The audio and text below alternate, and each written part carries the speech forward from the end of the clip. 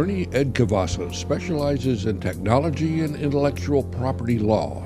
He joins the Plutopia podcast this time as we explore artificial intelligence, content moderation, and telemedicine. Ed feels that lawsuits to stop AI programs like ChatGPT and OpenAI will likely fail. There will be temptation to overreact, and we could lose some real valuable benefits of these technologies if we do that. I don't know that's a great place to be, right? I mean, the world may have been better the day before they unleashed this stuff, but it's out there now. And I actually am optimistic that there will be more benefit than harm, but the harm is real. The dangers are real. And I mean, we could just go down a list, right? I mean, it gets things wrong. It can be bad medical advice. It can be used to scam you. I think if you think, like email scams and voice scams, kind of the Nigerian prince, type thing. If you think it's bad now, I think wait till those guys start leveraging AI to make it really hard to know if you're talking to someone real or someone fake. And all that's coming. So I know that's out there. I know that's bad stuff, but I think the legal system is just going to have to deal and try to keep up with it. I don't think we can kill it. This is another episode of the wonderful Plutopia News Network podcast. We have tons of episodes, by the way, if you look at our website at plutopia.io, and you'll see that we've been at it for a long time, and we've had many visits from many people, and today is our second visit from Ed Cavazos, an attorney who, among other things, he manages the Austin offices of Pillsbury, Winthrop, Shaw, Pittman. But Ed is an attorney who has focused on internet law and intellectual property law for many years. And Ed and I have been friends for like 3 decades. We originally met through EFF Austin, which was a spinoff from the Electronic Frontier Foundation, a local spinoff that still exists to this day, 3 decades later. Ed, how is it going? It is going great. Thank you guys for having me. It's a pleasure to be back. I was just looking at the impressive list of interviews you've done and realizing I hadn't listened to several of them. I need to go back and listen, but it's a pretty great group, so I'm honored to be part of it. Well, we're happy to have you here. And, Ed and I met the other day and we're having a conversation over coffee. And one of the things we were talking about was artificial intelligence. And there are legal issues related to artificial intelligence, and Ed is kind of in the thick of that, as I understand it. So tell us a little bit about the legal issues that you're aware of associated with artificial intelligence. And I know one is prominent in the news right now, this New York Times lawsuit against OpenAI. Yeah. Well, there's just a bunch, as happens every time we get kind of one of these giant step forward in technology. It challenges some of our existing legal precedent. The law, at least in the U.S., is based on building up the nuance of the rules through judicial opinions. But that's a slow process. It's a reactive process. So when a new problem comes along and judges look at it and say, this is the way we think that should be handled under existing law, that sets the law going forward. It sets a precedent. But when you get a big enough jump, and we've seen it over and over again with technology, it pushes the boundaries beyond where our understanding of the legal precedent should go. And so AI is clearly already representing that kind of jump, but I think we're going to see a whole lot more of it. The issues that we are seeing are they're numerous. I think first and foremost, every commercial endeavor in the world is wondering how to integrate AI somehow into their business, whether it's for performing tasks that are repeat tasks or analytical tasks that AI might be better at, whether it's consumer facing applications you name it. And so just the questions about, the risks that are involved, who owns the output of AI models where they're creating new content like these generative AI models to do all of that, forms a body of legal questions related to internal use and some external use by companies out there that want to leverage AI.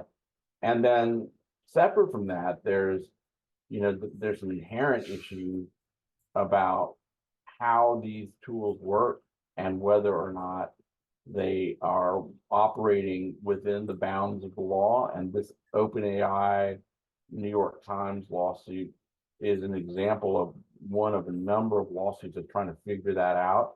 And in that area, we're looking at issues both about how material is ingested into the AI and whether or not that poses intellectual property issues, because these AIs are trained on vast sums of written and visual and audio materials, depending on the engine. And there's some that argue that just the act of ingesting them and analyzing them to build a model requires permission from the owner. And there are others, and I count myself in this group, who think that permission isn't necessary, and I can explain my view on that.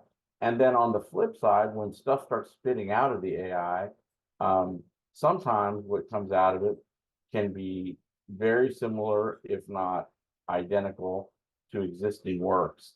And so I like to, use the example all the time that if you ask an AI to write a new song, it will, and you can tell I want a song about, unicorns and rainbows, and it'll write a song, and that's a new work, and it doesn't exist anywhere.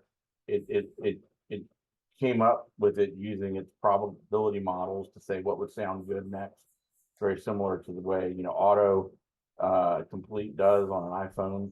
But you can also ask an AI to say, hey, tell me the lyrics to Let It Be or to Bohemian Rhapsody, and it'll spit them out identically and literally a copy of those lyrics. And the reason it can do that is a little tricky. It's not because it has a copy in its memory.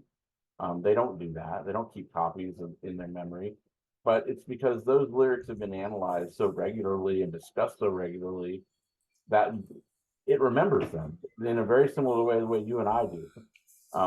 An obscure song it won't get, but a popular song it will.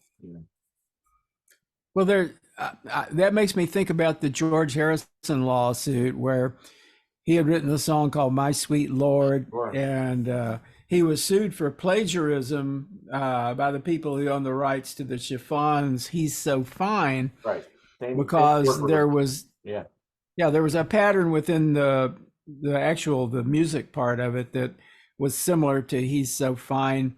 And I think there was broad agreement that if he copied "He's So Fine," he did it subconsciously, but he still lost the suit. Yeah, I mean, their copyright law is not always as nuanced as we like. To be an infringer, meaning you're liable for copying someone's work, there's really only two things you need. One is that you have to create something that is identical or so substantially similar to it that it matches up with the original. And then sometimes people forget this part, but you have to also have had access to the original. You can't accidentally create a copyright infringement. If I sit down to paint a painting and my painting ends up coincidentally looking like someone else's painting, but I'd never seen their painting, I'm off the hook. It requires that you copy. Harrison got in trouble in that case, and I don't remember the final outcome, if it was appealed or not or whatever, but the issue there was substantial similarity in the melodic and chord progressions, melodic portions and chord progressions of that song, and he acknowledged that he had access to and had heard "He's So Fine," "She's So Fine," like everyone else. Was it "He's So Fine"? Yeah, like everyone else has, and those combinations got him. The real interesting question is, when you have an AI model that has access to virtually everything, then does that just kind of knock half of that requirement out? It's like, well, it had everything in it. And so if it spits out something that's similar to something else, that is an infringement without needing even to satisfy the other prong. And that's what people are fighting about on the output side of the equation right now. Well, okay, And question about that. yeah, My understanding, I haven't really read the lawsuit, yeah, uh, so this is like kind of hearsay on my part. But my understanding was that in the suit that was filed, they were able to show output that directly replicated content from the New York Times, not just similar, but exact replication of yeah. MIT content. We have to figure out why that happened. You're right. That's one of the notable things about this lawsuit. There is cited in the complaint some passages from a New York Times article and then some output from ChatGPT that are virtually word for word with a few minor discrepancies. Now, if you dig in a little bit further into which the press doesn't always do, and you look at what happened there to create that output, it required a prompt that basically put the first part of the article in, if I understand it correctly, and then said, can you complete the rest of it? And using its probabilistic algorithms, it did a pretty good, obviously it did a very good job of completing the rest of it. It was a very unusual prompt, though, not a prompt that you would normally expect, not something like, hey, can you tell me about this topic? Which in that case, I think you would not get that. This was really a prompt trying to say, can you finish the rest of this article? Okay. Now, that's still interesting, and it's still an interesting question about what happened there, why the AI got it so right. And but lost in the discussion is whether or not the intent of the prompter is relevant, right? It's like someone worked hard to make it infringe, and they did that on purpose. I mean, obviously, to show that it could do something like that, maybe that's relevant. But our system is just such a new tool that our system doesn't have the nuance yet to know exactly what to make of the intent of the prompter. And let me just digress real quick to say, we have lots of tools that are very efficient, very good copyright infringing tools. The Xerox machine is a great example. There's no question that that tool can make perfect copies that are illegal, yet we don't consider that an illegal tool. We put the blame in that circumstance if someone takes, some of your copyrighted writing or this podcast, which is inherently copyrighted, even though you may not register it. Someone uses a tool to duplicate that. We assess the blame on the person who used the tool, not on the tool itself. Certainly, if we tried to sue Xerox, I don't know if Xerox is still around anymore, but whoever makes, copy machines, you would lose that lawsuit. Now, the question is, are we going to extend that approach here and say, when people use a tool to make it infringe, who's responsible, the maker of the tool or the user? And that's an open question that I think this New York Times lawsuit's going to try to address. But we knew that there were a lot of open-ended questions here the law hadn't dealt with, and we knew that litigation was going to sort them out. And this is probably the most sophisticated of the attempts to do that. There have been about 13 or 14, maybe more now, lawsuits on OpenAI. Some of them I thought were poorly constructed. This one's pretty well constructed, but I remain of the opinion, and we'll see what the judge does, that we are better served recognizing that it's a neutral tool that can be misused. And when it's misused, we're better served going after the entity that misused it rather than killing the tool, which has tons and tons of non-infringing uses, way more non-infringing uses than infringing uses. It's kind of a baby bathwater situation. If we say that this thing's inherently illegal, it's gone, right? And we can't have whatever the benefits of AI might be. I don't think that's the right answer. I think the right answer has to be, if someone uses it in a bad way, we punish them and hold them responsible, but not OpenAI. But that, again, this is up to the judges and the courts, ultimately probably the legislature, to balance those issues and figure it out. Well, there are some people using AI in a very bad way, particularly in this election year.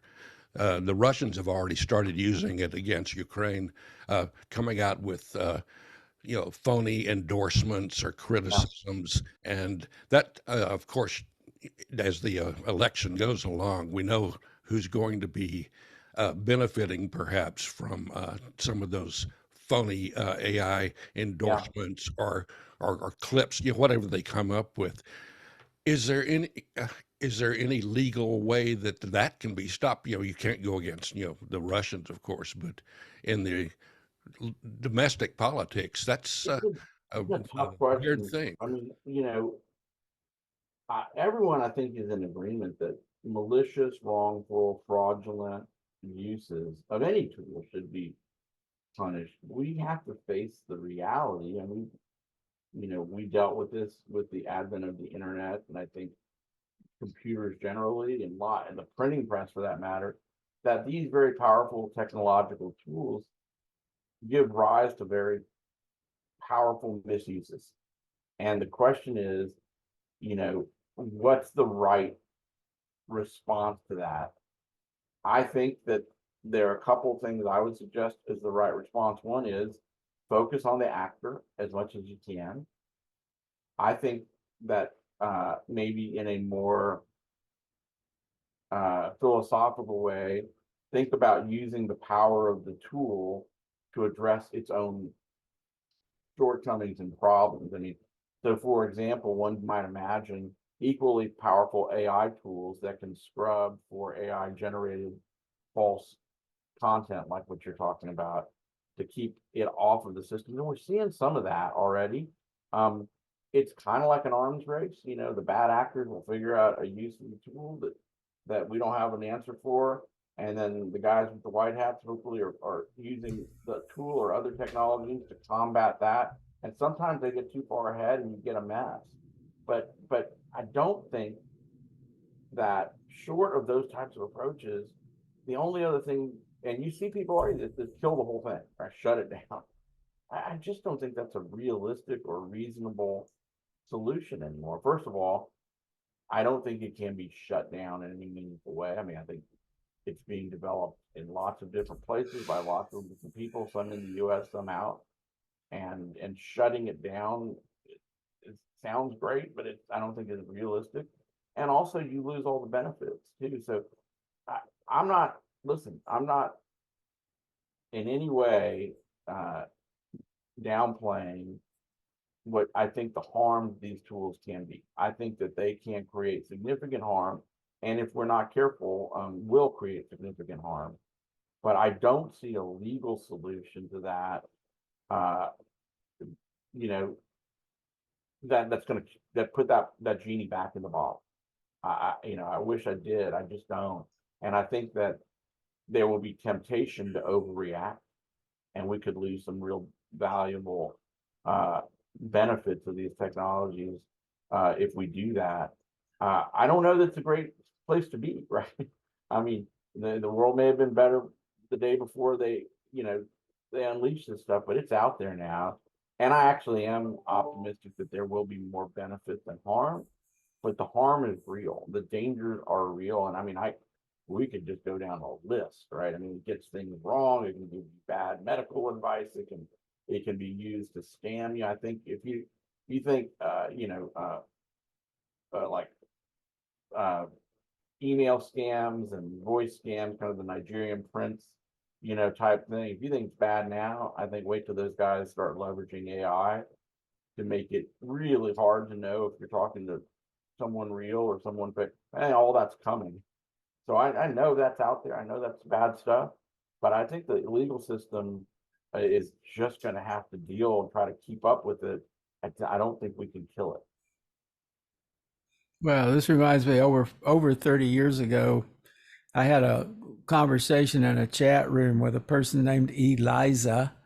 Oh yeah, the famous Eliza, and I didn't immediately realize I was talking to an AI, but I realized it pretty quickly.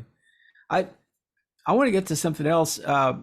You mentioned this idea of using AI against AI. One of the example you used was scrubbing content that was AI originated by an AI, but that kind of brings to mind this question of content moderation, which is another kind of bugaboo of late. Um, what are the legal issues around moderating content? I'm not just an AI moderating for AI, but the whole issue of moderation. There are some people who believe that we should have absolute free speech and there should be absolutely no moderation of content. Yeah. And I get the sense that they would even like to see that become like illegal, that you Yeah. could not moderate content. But to my mind, content moderation is essential to social media and online community frameworks. Uh, Actually, I think the best way to do it is as we've done it in some online community environments and BBSs and so forth, where it's handled socially by real human beings, but that doesn't scale. So, what are your thoughts about content moderation? It has been since the beginning of the internet and the beginning of bulletin boards and chat systems, uh, a critical issue. You know, it's more critical now than ever, not just because of AI. I think just generally because of the mass adoption and the scale issue you talked about. I mean, this is a great example of how the law kind of has gone back and forth on how to deal with it. Early in the early days of the internet, um, there was, some early decisions that held system operators responsible for any content anyone posted on their system. And it became very apparent very quickly for the larger systems back then, that was CompuServe and AOL and those types of big, proprietary online systems, that would kill them because they could not keep up with the amount of material posted by users. If something slipped through and it caused grave harm and they were responsible, it would kill them as a business. And Congress stepped in and immunized system operators at that time. For copyright, it was the DMCA. For other stuff, it was Section 230 of the Communication Decency Act that said you're not responsible for the content that your users post, and you're not even required to moderate. You can, and even if you do, that doesn't make you responsible. We're not going to punish you for trying. If something slips through, you're not responsible. And that was the prevailing paradigm for the internet through much of its development. This issue has come back with a vengeance. It's highly politicized now because both sides of the political spectrum feel that system operators are using that immunity to moderate however they want, including squelching political speech or otherwise free, what we would all consider to be non-illegal free speech, and doing that without any ramification. So if you listen to people on the right, they'll tell you, all these systems are moderated by people on the left and they're killing, all types of things based on political viewpoint. If you listen to some people on the left, you'll say you're crazy. This is, some of that stuff that's being moderated out is harmful. It's a huge debate. There are calls for eradicating the 230 shield. I think that's very scary because Be into social media, wouldn't it?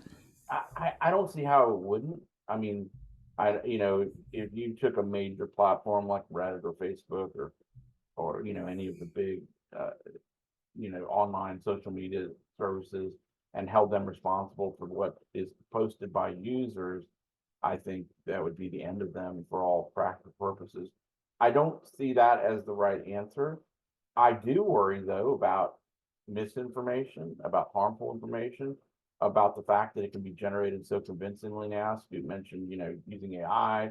We know the Russians were actively pumping divisive material, political material into the platforms during the elections.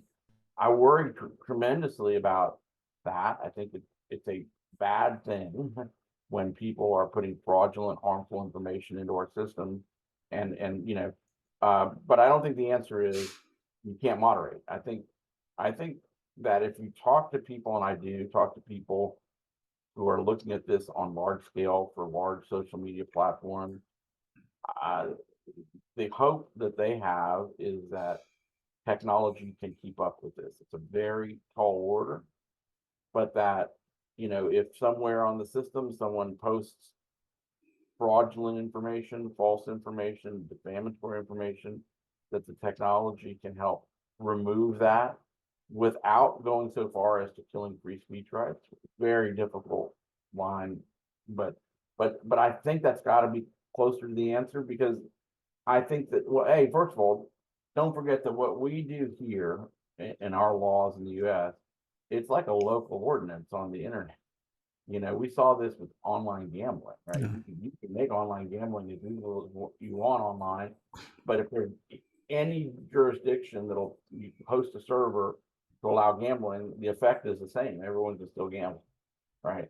And likewise, you could change the rules about the US that govern the US tech companies, but some operation in some other country could pop up, and I think would pop up, in the vacuum there where there aren't the same rules.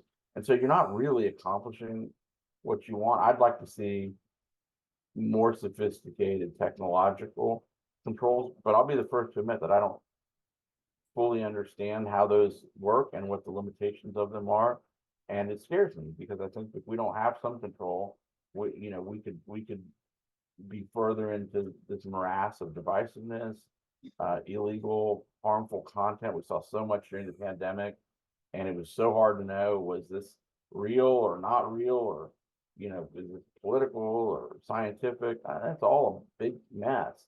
But we are where we are, and I think we're going to have to find some system. I think technology is the best hope we have for striking the right balance. If somebody asked you to revise Section 230, how would you change it? I kind of like it the way it is. I think that it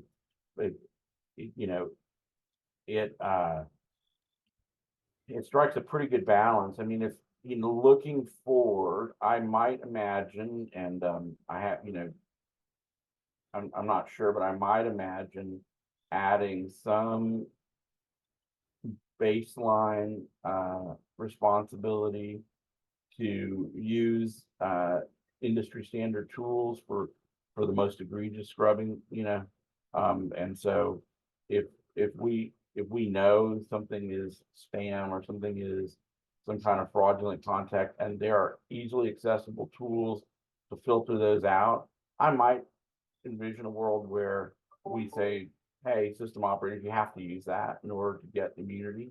At least use some of the basic level, But I get real concerned about prescribing in the law technological fixes, because in any specific way, because those change faster than the law changes, right? So I don't think I would want to see something that says you need to use this scrubber or this AI, in this version. I think I would, maybe be more interested in seeing something like, you have to show that you're keeping up with industry standard, or you're keeping up with, some reasonable way of doing it. I mean, we do this in the real world. You go to the grocery store and they've got a wet floor and they haven't put up the right warning signs, and you slip, you can sue them for that. They didn't do that. They were negligent in not, warning you, taking some basic steps. I think I could imagine something like that. We say, look, it's not a free for all. There, if there's a tool that's out there and everyone's using it, maybe you're obligated to use it. But I'm hesitant, because the tools are rapidly changing. Which tools should you use? How good are they? Those are all evolving very quickly. If the legislators or the people who are writing these rules pick a particular tool, I think that's scary and dangerous, because it could be outdated as soon as that. But it's something like that. But I'm a pretty big 230 purist. I think it's the right balance. I think that it's challenged by our current environment, but I don't know that it certainly, in my opinion, doesn't need a massive overhaul, maybe some tweaks, but I do believe that system operators should enjoy an immunity in order to provide these systems to us. And if we push too much on them, they're going to die.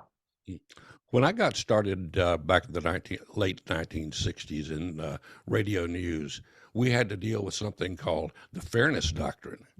And that was a very strange way of supposedly giving everyone an equal access to the public airwaves, to the point of when I was giving newscasts, I would get calls afterwards saying, "You had too many stories about the Democrats. You needed to get more Republicans on it."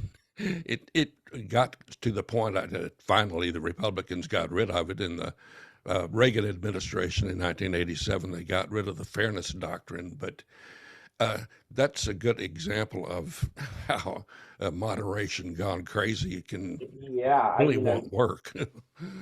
I when I was a law student, I wrote a law review article about this issue, the Fairness Doctrine, and whether there was something like it needed for the new computer environments we were looking at. Back then, it was bulletin boards, wasn't the internet yet, but the justification for the Fairness Doctrine, um, I think at some level was the fact that the public airwaves are finite. There were only so many frequencies, and there could only be so much content on the air. And the government decided to regulate that and allocate airwaves to broadcasters. So before you could do a radio station legally, you had to go get a frequency assigned to you by the FCC. And then the argument was, look, we have limited space. We can't uh, we can't let that get taken by one viewpoint or another. So as a trade-off to get your airwave, to get your license to broadcast, the government said balance the stories. Well, it never worked, right? I mean, uh, you were there. I read about it, but it would be things like, well, we'll let this person from this party speak 10 minutes, and then we'll have to let the other person from the other party speak for 10 minutes. By the way, put aside that there might be three alternative, lesser represented parties that didn't get any airtime, which already wasn't fair, right? It just didn't work. And the argument when the internet came along was there's no more scarcity. There is, anyone who wants to be a publisher can now be a publisher. And we don't need to force anyone to cover multiple viewpoints, because you can just go to a different URL or a different message board and get that viewpoint, the opposing viewpoint, as much as you want. And so, now, whether in practice that plays out, as we all know, people end up tunnel vision and hearing only one viewpoint, but it's all out there, and there isn't a scarcity, and that's, I think, why the Fairness Doctrine concept wouldn't work anymore, and maybe didn't even work back then. But it was an interesting history lesson. When I started looking at all this stuff early on, the Fairness Doctrine was something that was historical already, but had almost already proven to be unworkable. And I really grasped on this idea that an open market like the internet was, with as many voices as we wanted, alleviated the need for it. And I still believe something along those lines. I'm just thinking about that. I've had moments when I really wish we had the Fairness Doctrine again, but I do get the point. Well, some of the big social media companies have experimented with something, definitely not the Fairness Doctrine, but have experimented with things like tagging content. It's super controversial, but hey, there's an opposing view, click here if you want to see it, or this is a controversial viewpoint, so someone says, hey, the earth is flat, it's not round, automatically a message comes up at the bottom of that, like a footer that says, there's a lot of people with a different view, you can click here to see that. That's interesting to me. I think there's some, if that could be done right, kind of having an annotation next to the content on the internet that said, hey, this guy who's telling you to drink bleach to cure all your ailments, that's probably false, and you can click here to see some more authoritative sources to tell you that's going to hurt you, not help you. I'm intrigued by that. The devil's in the details, right? I mean, I worry about that with political stuff. I don't, who's going to say, no, that story about this politician's false or this one's true. That's real tricky. Yeah. But there are some areas, medical advice, legal advice, where we all see terrible misinformation that can really hurt someone, and I'm just tags that, I'm concerned about this. I mean, we have kind of, because we don't have any mechanism to at least strongly encourage people to solicit other viewpoints and think about them. We have something like, for instance, the Fox News universe, which is, it's like moving into a different universe, a different reality, where you have, I'm trying to think of the best term. I can't get past Kellyanne Conway's thing about alternate facts. That's kind of the way it is. You have alternate facts. They're not really facts. They're just a different narrative that doesn't rely too much on truth or actuality. And you can have this significant buy-in into that, which contributes to this increasing polarization between people who are sort of living in one political universe versus another political universe, and couple that with the fact that people are so bombarded now with political messaging, and that we have channels that call themselves news channels, but they're really politics channels. And part of the issue I have with that is that the potential for these polarized, like, opposites of thought to lead people to become not just irritated with each other, but potentially violent with each other. This is maybe the makings of a civil war. I don't know. No, go ahead. I mean, that's the question, right? I think we all recognize that is happening. And by the way, I think people in the Fox bubble would say that there's a New York Times, MSNBC bubble that they think is as wrong as other people may think the Fox bubble is, right? I mean, it is so divisive, and the reality. I mean, I like to take a look at several news sources a day, some of which, I don't agree with, and I think are painting this false narrative, but I think it's informative to see what they're talking about. And the headlines on, they say, Fox News or CNN, if you go to those websites, the headlines aren't the same. They are talking about totally different things. I remember, and certainly you guys do, when there was a major news event, that was, everyone talked about that, the headline today. But you go, you look at the New York Times and they say, this happened in Israel, and that's the headline. And you go to Fox and the headline is about Hunter Biden's laptop, and you realize that it's not just telling the same story differently. It's telling two universes of different stories, leaving big events. Well, we were all in the same bubble. We were all in the same bubble back then, but it was still a bubble, I guess. I guess it was. I mean, we were. I know there was a lot of after the fact people looking at like the Vietnam War reporting, saying we all took that at face value, and it turned out we were getting fed a lot of pro-government propaganda that wasn't accurate. I mean, weapons of mass destruction. I'm not one at all to say that there's a right bubble and a wrong bubble, but they're different bubbles. There's no question. Well, I mean, it was. We have less. I guess we have less potential for tension and polarization if we're all in the same bubble. But if we're still in a bubble, if we're still just sort of being programmed by people who create and vet what we call news, I mean, people who create the narratives that we accept or refute. I don't know. I mean, I think part of the problem is that we're not skeptical enough as a people, and that maybe we're a little bit too addicted to one narrative or another I and think that's it. I think aren't also, asking enough questions. there's no question that's right. Here's my hope, and I'll tell you something I heard Sam Altman, the CEO of OpenAI, say about AI, and I think it's similar to this. The most dangerous time is that transition period between two paradigms.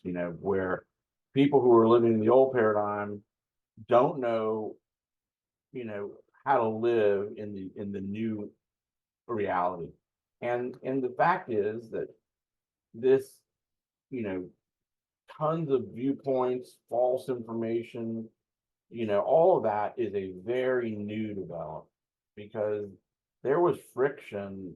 If you were nuts and you wanted to publish that the earth was flat and not round, you couldn't get you couldn't get traction, right? They wouldn't put you in the front page of the New York Times. But if you can set up your own website or publication and do that now, I don't think we as a society um, we're trained, those of us who've seen both worlds, we're trained to be skeptical because we relied so heavily on journalistic integrity, the other thing that we know was a little wrong, but it was nowhere near as wrong as it is now, right? There was no, I look at the young digital natives who come up, they don't fall for the spam the way older people do, right?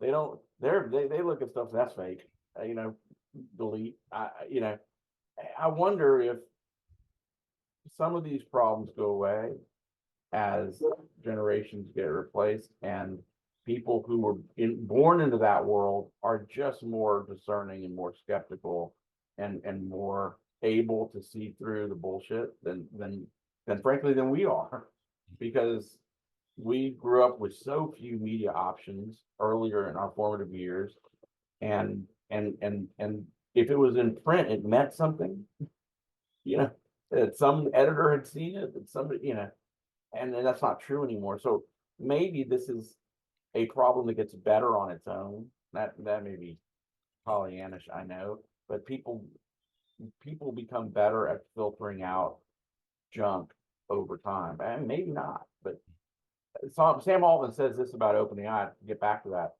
they said, why did you throw this on people so early before all the kinks were worked out, et cetera? And he said, we made a very conscious choice that if we didn't let it out early and let people kind of adapt to it and learn that it might be wrong and all of that, that it would be worse to let it out later when it was much more powerful and it was so shocking to the system, right? That you kind of need that time for people to grow with it a little bit, see all its bugs and errors and problems, and get to a healthy place where it's more powerful. I wonder if that's the case with the internet, that if we're going to look back and say the 90s and early 2000s and maybe up to the mid 2000s were the period where it caused a lot of problems because we didn't know what to make of it yet. And then we grew into understanding it and it's not as bad. Well, reading in my news feed today, something interesting that I've noticed online and on television, there are these services, online services that seek to replace a lot of the medical infrastructure, the things for hims and hers, where you get a online doctor to give you a prescription, and there's people that can get you an online doctor to prescribe your generic Viagra. Right. And that sounds like a very dangerous area. That's a slippery slope that can be fatal to certain people. How do you I deal think with that?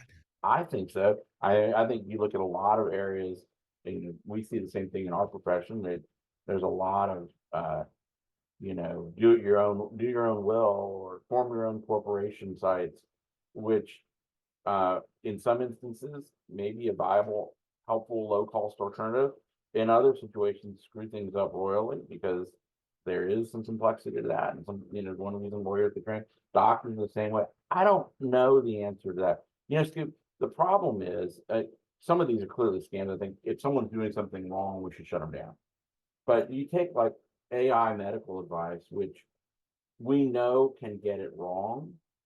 But if you think about a rural village in some underprivileged part of the world that has no doctor, I imagine the benefit of having AI doctor, even that gets it wrong sometimes, is huge.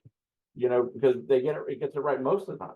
And at least you got somebody telling you, hey, when your kid's got that type of fever, do this, don't do that. I don't want to throw it out, but I agree with you that it's gonna be wrong.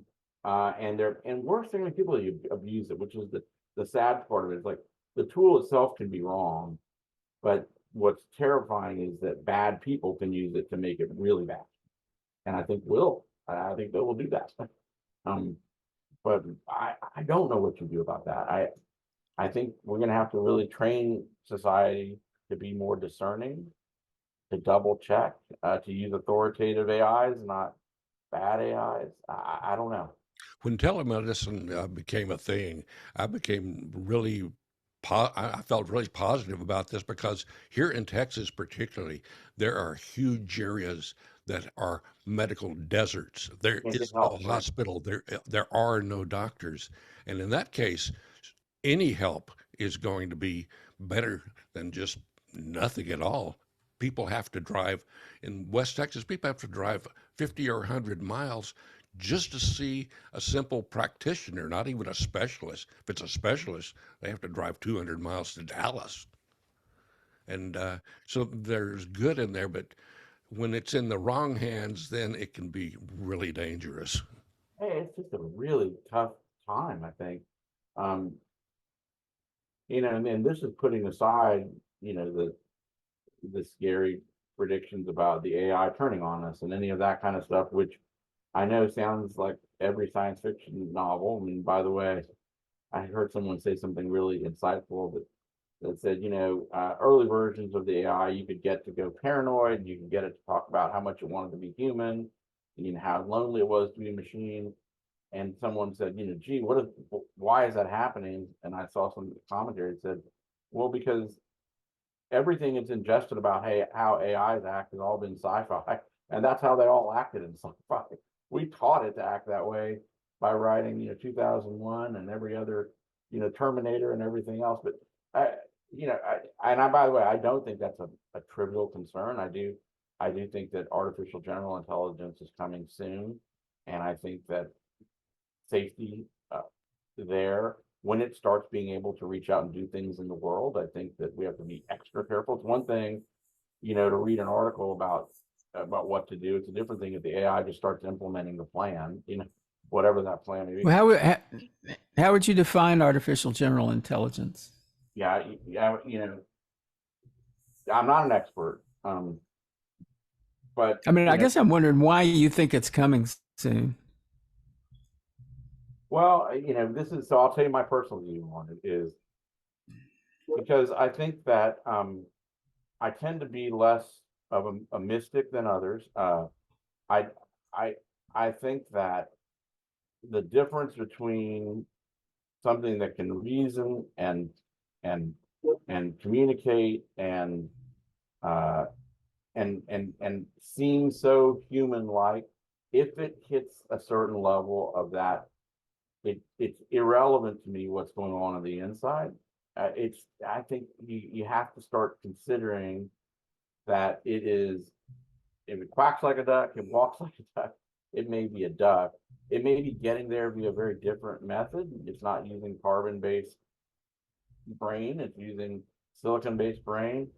But I have a real hard time saying that, that the difference is magic, something mystical, something, religious. To me, if it gets there, and I think the trajectory is there, that we have to consider that it is indistinguishable from other reasoning beings, us being the only ones we know, and that uh, and it might start acting the way we do, even if that is, in your worldview, fake, right?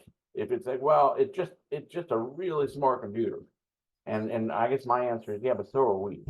Man, we're just made up of different stuff. Yeah.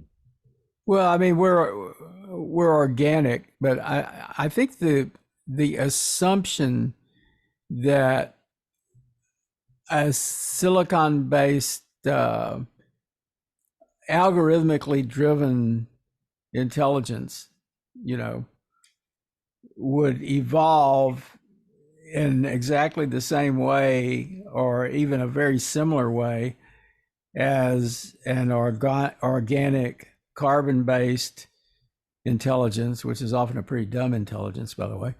I mean, I just think that's extremely unlikely. I can't imagine Skynet ever becoming a thing. I can think of a lot of reasons to worry about AI. Probably one of the things to me that would be most worrisome about AI is having people assume that an AI is more capable than it actually is. Because, I mean, AIs are really great for like processing huge amounts of information and deriving some meaning from those and that sort of thing. But they're not necessarily good at like discernment, for instance. I mean, AI hallucination shows you that they don't discern very well they don't have good judgment about what's real and what's not real. They just kind of deliver according to their algorithmic drivers, right? Well, I have two responses. One is I can't help but point out that we just had this conversation about how bad people are at discerning what's real and not real. And that's people. All right. But secondly, I think that this thing's moving real fast. You know, these AI hallucination issues, these lack of quote discernment issues, I think you can point to that now. But I just don't see any reason to think that those aren't resolved real quick. Certainly, almost no one thought we would be where we are with ChatGPT now, and we know that they are moving really fast. Collectively, you know, the industry and academics and everyone contributing. That I think those shortcomings are current shortcomings that are very short-lived. Look, I don't know where the threshold is, but I've seen ChatGPT and some of the large language models do things that I never thought a computer could do. And it's not. I do feel pretty strongly that artificial intelligence is pretty quickly going to replace attorneys. By the way, I think a lot of people. I mean, bet. if you think about what we do, we ingest data, we learn it, we identify patterns. There's a lot, almost everything that we do. I don't see why a machine doesn't do better if it continues on this trajectory.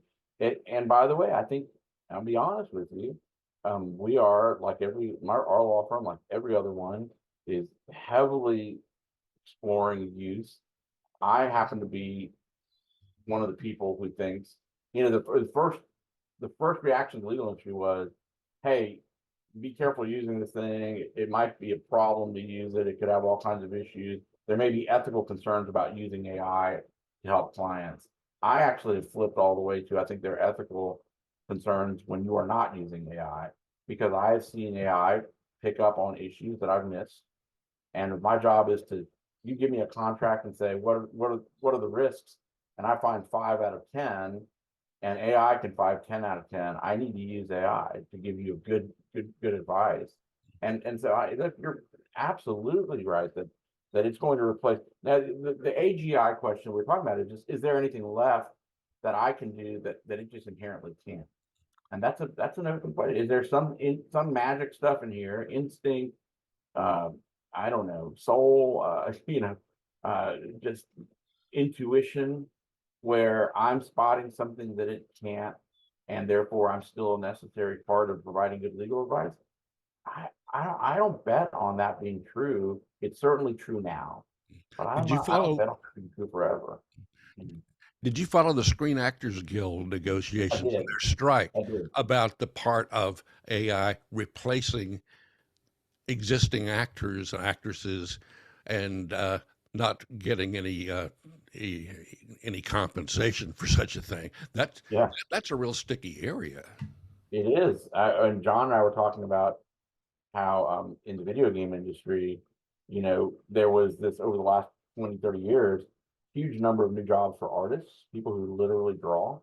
There, I know people who would have had very little chance of making a living drawing, but got jobs being artists in the video game industry. And AI is taking those jobs away because it draws better than they do, and it draws faster, and it doesn't require them to be paid.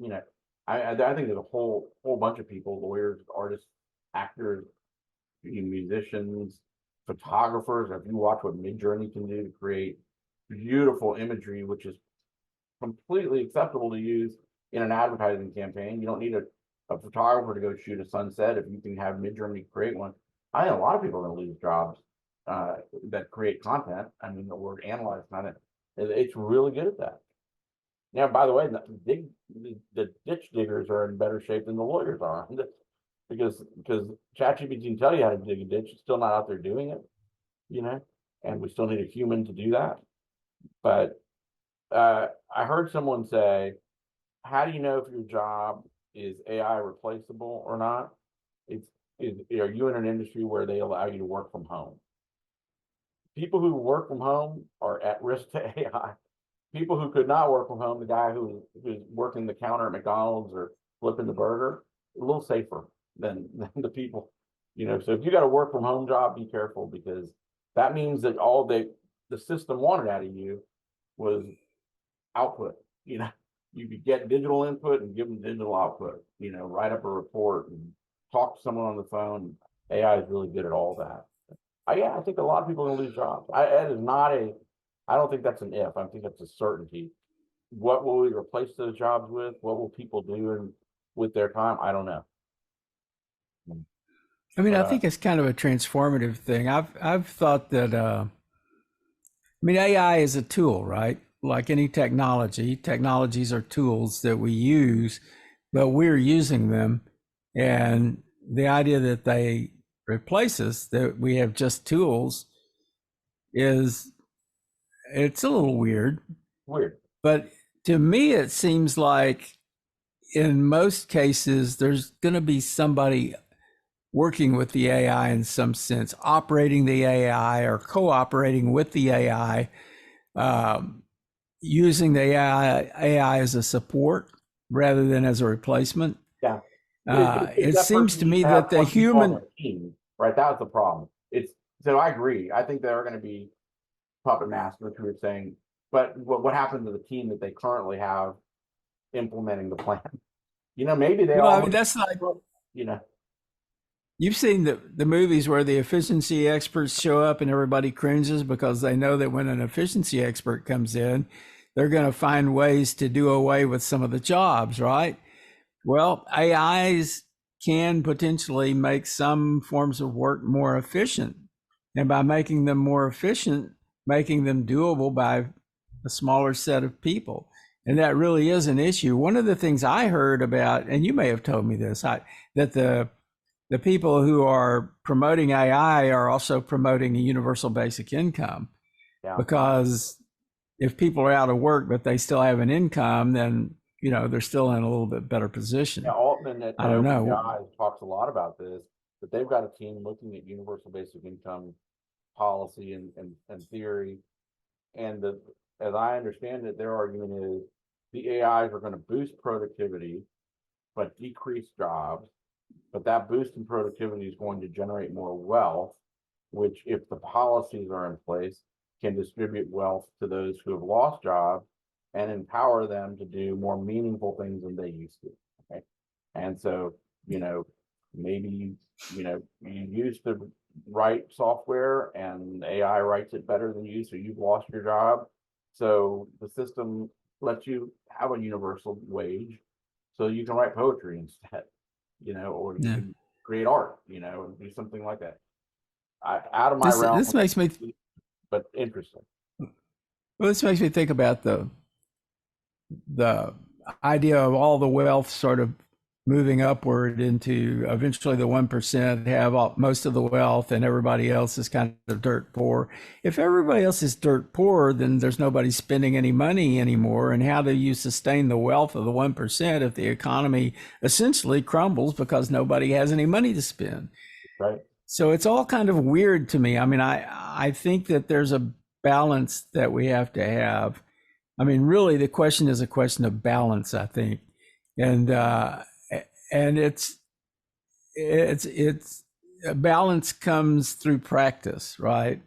It's like you said earlier. You were talking earlier about how we are in a transitional period, and you know, we had talked with Jeff Jarvis not long ago about, he had written a book about a concept called the Gutenberg parenthesis, and this is saying that print had an era, and it had an era where it started and it sort of ended when the internet came around. The influence of print is surpassed now by the influence of many-to-many internet communications and information flow. It has to do with the way the information flows. And with print, we tended to move to a top-down flow of information and authority. And with the internet, it's sort of like somewhat chaotic and many to many all over the place. And we just have to adapt to that. We have to find the balance in that. I think that's right. I mean, I haven't read it, but I've heard of that, and that sounds intuitively correct to me. What I think is interesting is how quickly these paradigms are changing. I mean, you know, it was, at least to people like us, feels like yesterday this internet was a new thing. And I wonder whether we're already moving out towards something else, you know. But I think that a human relationship with technology has been very much like that. I think, you know, these things come along. Somebody reminded me that, you know, the blacksmiths and people who made horseshoes, you know, were all displaced when the horses stopped being our main mode of transportation. That was a lot of people, right, that were in that industry. They all lost their jobs. Similarly, that, you know, people who, you can go, you just go every technological wave and say there used to be people, you know, punching cards for computers. That's gone. You know, this cycle of having to readapt because technology takes jobs and makes it better. It either continues forever, or, as some might argue, that we hit a point where people just don't need to do most of the work. I mentioned ditch diggers and people who don't work from home. That's only temporary because, you know, I think robotics is quickly, you know, going to catch up with AI. And I'll be surprised if my kids, when they're my age, see people digging ditches. Terrible job. It's hard. It's bad on your back. Hot. A machine can do it better, you know. And so I think, but people who do that kind of work, construction or other manual labor, are going to have to find something else to do. You know. Yeah. It's just, and I don't know what that is. I'm hopeful that it allows us to move to a world where people are contributing uniquely. If there is uniquely human stuff, let's let people do that. If that's art and poetry and you know, other things like that, more power to it, you know. But these are huge changes. This is not a trivial. I mean, I think we're going to see it much sooner than we think. We're going to see the stress on the system for these changes like real soon. Yeah, we're right in the middle of it. Well, thanks, Ed. We have actually reached the end of the hour, and we really appreciate you joining us. And let's do it again soon. I would love to check in a little bit and see how much of this came through. Yeah, I'm sure that. Oh, yes. There'll be things that we're not knowledgeable about right now. We're going to have a new reason to talk to you about, well, what does this mean? So yeah, I'm going to get you back soon. I learn as much from having these conversations, I think, than anything, because there are no answers yet. There's just lots of interesting, more people with input on them. So I enjoy these conversations just to challenge my thinking and to hear what you guys have to say. And like I said, I'm going to go back and listen to some of your podcasts. When I glanced at the site the other day, there's a whole bunch that I missed. I thought Corey Doctor was on a couple times. I didn't get to hear those. And Corey, I think, is one of the best thinkers in this area. He seems to see behind the veil of the internet a little bit better than others, But, Right on, absolutely. Yeah, be sure and listen to this guy named Lepkowski, who does a nice history of local digital history. And well, I'm going to do that one too. Although I kind of lived some of that with him, and I heard it real time. Yeah. But I want to hear his retrospective on it as well. So. he seems to know It what was he's quite a ride, wasn't it? It was quite a ride. Right. Thanks, Ed, and we will see you soon, man. Take Right, care. guys, take care. Take care. You can follow the Plutopia News Network at plutopia.io. On Facebook, go to @Plutopia News. On Twitter, it's @Plutopia. With John Lepkowski, I'm Scoop Sweeney. This is the Plutopia News Network, 20 minutes into the future.